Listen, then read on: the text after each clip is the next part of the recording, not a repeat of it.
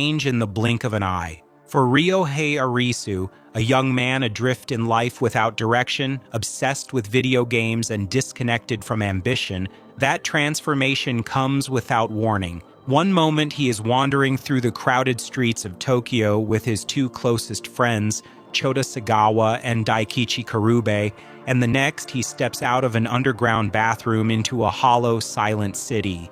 No cars, no crowds, no sounds of life, only the eerie echo of emptiness. Arisu, Karube, and Chota have crossed a threshold not into a dystopian future or a deserted wasteland, but into something far stranger, a place called the Borderland. At first, they have no idea where they are. The city looks familiar, yet desolate. Venturing farther, they discover a towering digital billboard flickering with instructions and a single word flashing on the screen: game. Below it, dozens of smartphones buzz with notifications, each displaying a playing card. It's here that they learn the first rule of this world: to survive, they must play to live. These games aren't entertainments. They are life or death trials, each tied to a card suit and number, each more dangerous than the last. Those who win earn time in the form of a visa, while those who fail are instantly executed by lethal lasers descending from the sky. The Borderlands games operate on a simple but horrifying logic. Hearts represent tests of wits or sabotage between players. Clubs demand cooperation and collective effort. Diamonds test intelligence and logical reasoning. Spades are brutal physical trials. And the higher the card value, the more deadly the game.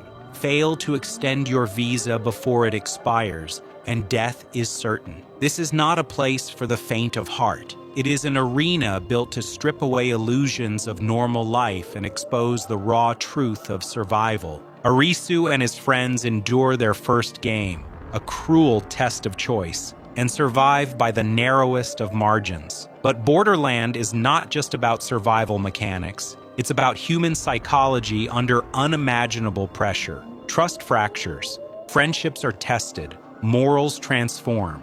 When faced with a world where death is constant, every decision, every alliance, every hesitation becomes life-changing. From the opening game, tragedy begins to unfold. Karube and Chota, two pillars of Arisu's life, make the ultimate sacrifice so that he can live. In a Seven of Hearts game driven by manipulation and pain, they willingly give their lives to push Arisu forward, anchoring his survival at the cost of their own. Their deaths shatter him, leaving Arisu hollow yet burning with guilt and a renewed purpose. It is here, amid loss, that he meets a lone competitor unlike the others, Yuzuha Usagi, a former mountain climber with keen instincts, calm strength, and an unshakable will to survive. Usagi becomes more than a partner. She becomes Arisu's anchor. Together, they venture deeper into the cruel terrain of Borderland, discovering that survival involves more than evading death. It involves uncovering the dark pulse at the heart of this place. Along the way, they encounter other survivors: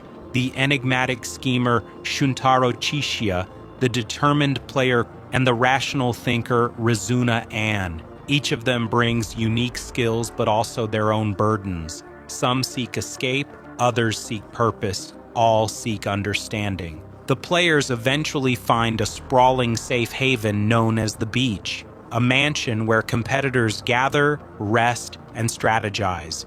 But even here, security is only an illusion. The beach, far from being a refuge, becomes a microcosm of chaos and ideological conflict. Its leader, Hatter, and his right-hand man, Aguni, argue not just over tactics, but over what survival should mean. Hatter envisions strategic unity, while Aguni, driven by his own disillusionment, descends into violence that fractures the group's cohesion. During a Ten of Hearts trial at the beach, players are subjected to a witch hunt, a macabre game forcing them to identify the witch among them and burn them if they fail. As fear escalates, the sanctuary collapses into brutality. Through manipulation and betrayal, Aguni's militant faction dominates and bloodshed escalates. It is in this crucible of chaos that Arisu discovers the witch is not who anyone expects, driving both revelation and tragedy. Amid the carnage, Arisu and Usagi endure loss and surprise allies. The mild-mannered but deadly Niragi returns, scarred but alive, adding further unpredictability to the group's fragile equilibrium. Games at every turn force fighters to confront not just opponents but themselves, their pasts, their fears, their deepest motivations. One such revelation comes through a series of videos recorded by a fallen player named Asahi, footage that reveals disturbing truths about the structure of Borderland and the nature of game masters. What Arisu and his allies expect to be puppet masters controlling the games turns out to be something else entirely. Dead bodies, empty chambers, and contradictions that defy reason. Rising to the challenge, the survivors navigate face card games, competitions tied to queens, kings, and jacks, each more harrowing than the last. Among them are deadly confrontations like the spade games testing physical might, the cunning club games requiring collective collaboration under impossible odds, and the diamond games demanding razor-sharp logic. Every victory earns them another step closer to uncovering the truth and another scar etched into their souls. As tensions escalate, alliances form and dissolve. Quina reunites with Anne, and temporary camaraderie strengthens their will to push onward. In a fateful confrontation with the King of Spades, Arisu and Usagi fight alongside friends, battling tooth and nail to survive. The air sizzles with danger, wounds deepen, and the stakes rise beyond mere life extension. Now, it's about escaping a cycle of despair. Ultimately, the group confronts the final rulers of the Borderland deck, the royals themselves. Mira, revealed as the Queen of Hearts, commands the endgame with calculated cruelty. She designs a psychological trial dressed as a simple game of croquet, manipulating Arisu with hallucinatory illusions and crumbling mental barriers. She crafts scenarios where reality blurs into fantasy, using Arisu's deepest fears, his guilt, and his longing to break his spirit. But it is Usagi's fierce loyalty and sacrifice, bleeding and unwavering, that snaps Arisu back into clarity. Her wounds remind him of his mission, not to escape, but to protect what he still has in this strange world. When Arisu completes the final game, Mira's reign collapses. Her power over the Borderland dissolves with her defeat. For the first time, the survivors stand at a crossroads. They are offered a choice: remain in the Borderland as permanent residents, exist forever in its limbo, or decline and return to the real world. Most choose to leave, believing that life beyond this crucible, even with its pain and imperfection, is worth embracing. When they awaken, they find themselves back in reality. Patients in a hospital after a devastating meteor strike that ravaged Tokyo. Bodies broken, hearts stopped, minds clouded. The Borderlands trials were a shared near-death experience. Players have no clear memories of the intricate games, yet vague déjà vu lingers like a whisper they can't fully place. Arisu and Usagi, meeting again near a vending machine, feel an unexplained bond that feels deeper than memory. And somewhere, a Joker card lying on the table hints that everything they endured may not have ended at all. But the story doesn't stop there. In a time jump years later, Arisu and Usagi have built a life together, married, settled, and moving forward. Yet echoes of the Borderland remain in their dreams, shadows in their thoughts. When Usagi disappears again, Arisu is pulled back into that surreal dimension where rules bend and life hangs by a thread. Guided by a man obsessed with the nature of existence and the afterlife, Arisu plunges once more into danger so intense that reality and illusion blur. Laser traps, flaming arrows, electric currents, all designed not just to challenge the body, but to test the soul. This new chapter centers on the enigmatic Joker games, trials many consider the ultimate test of all they have learned. Here, the stakes are not merely survival, but meaning itself, confronting grief, trauma, redemption, and the will to live. As weapons clash, minds unravel, and hearts beat against impossible odds, Arisu finds himself pushed beyond every limit he ever knew. His choice is stark: succumb to fear or rise into the light beyond the darkness. Whatever the outcome, the story of Alice in Borderland isn't just one of games. It's a profound exploration of what it means to live, to hope, to choose life in a world that seems designed to strip existence to its barest bones. It's a journey where every decision matters, every sacrifice tells a story, and every heartbeat challenges whether life is worth fighting for. What makes the Borderlands so terrifying is not just the violence or the games themselves, but how efficiently it strips away identity. In the real world, people define themselves through jobs, relationships, routines, and labels. In the Borderland, none of that matters. There is only the present moment and the next decision. Who you were before means nothing if you cannot adapt. This is why so many players break down early. The games force them to confront who they truly are when comfort, status, and safety vanish. Arisu's evolution is central to this theme. At the beginning, he is passive, uncertain, and unsure of his worth. He survives not because he is strong, but because he is observant. Over time, however, observation turns into responsibility.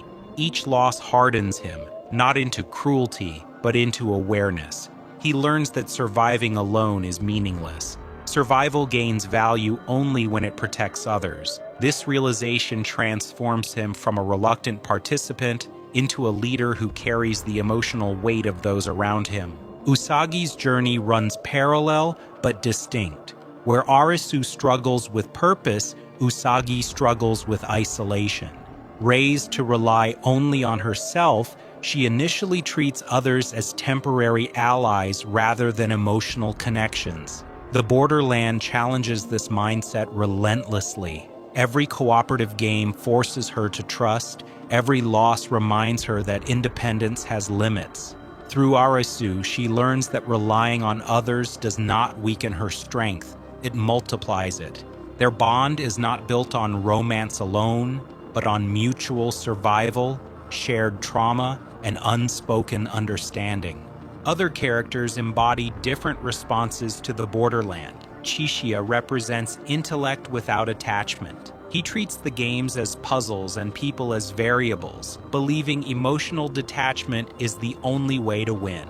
Yet even he is not immune to the psychological toll. His calm exterior masks a growing realization that intelligence alone cannot protect him forever. On the other hand, represents self-acceptance. Her confidence and combat skill are grounded in knowing exactly who she is, making her one of the few characters who seems almost at peace within chaos. Aguni and Niragi illustrate the darker paths. Aguni's descent shows what happens when survival loses moral direction.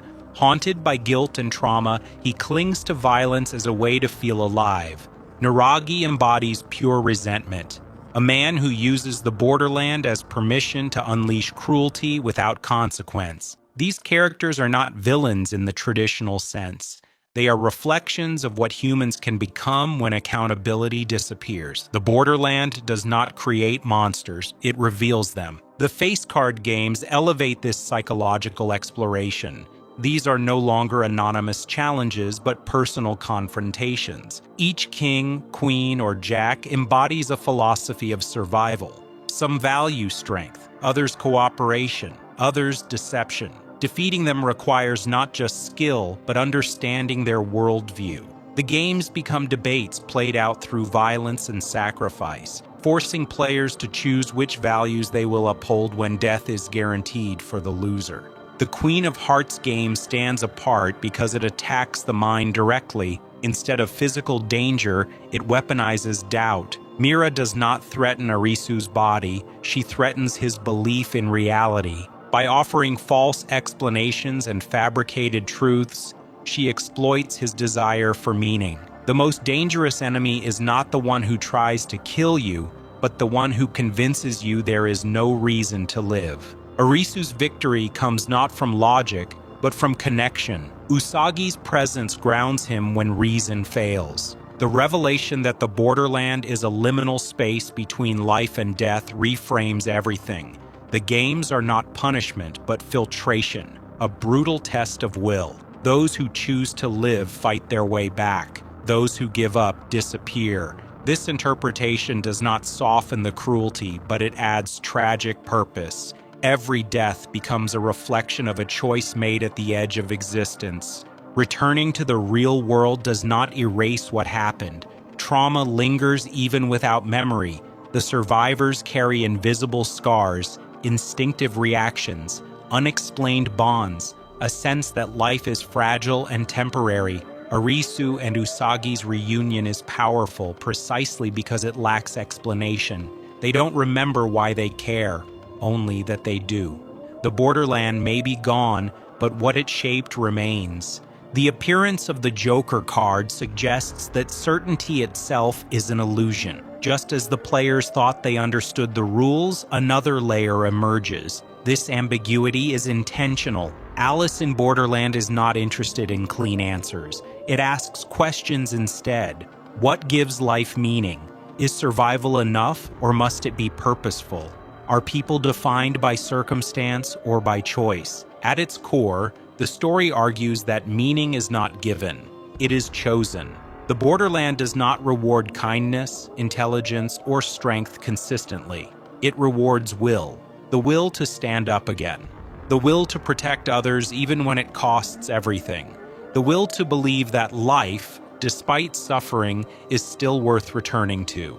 This is why Alice in Borderland resonates so deeply. Beneath the games, violence, and spectacle lies a profoundly human story. A story about people pushed to their limits and forced to decide what kind of humans they will be when nothing else matters. In that sense, the Borderland is not another world at all. It is a mirror. And when the final card is played, the real game begins again. Not in an empty Tokyo, but in everyday life, where the stakes feel smaller, but the choices are just as real.